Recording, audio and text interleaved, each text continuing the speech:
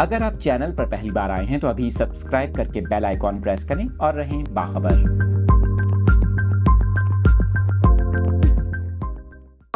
तफसीलात शेयर कर रहे हैं अपने नाजरीन के साथ। इस अहम खबर से मुतालिक आपको बताएं, इमरान खान की रिहाइशगाह से पुलिस पर पेट्रोल बम से हमले किए गए। आपको इस अहम खबर से मुतालिक अपडेट कर रहे हैं।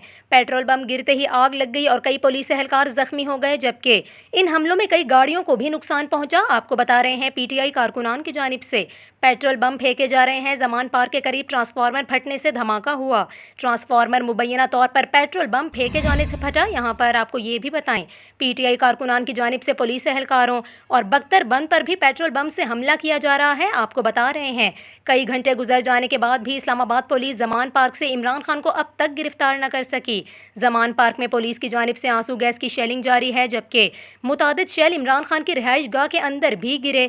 वाटर कैनन का इस्तेमाल भी किया जा रहा है, जबकि PTI कारकुनान की जानिब से पुलिस और रेंजर्स पर पथराव किया जा रहा है। पथराव से पुलिस एहलकारों समेत रेंजर्स एहलकार भी जख्मी हुए।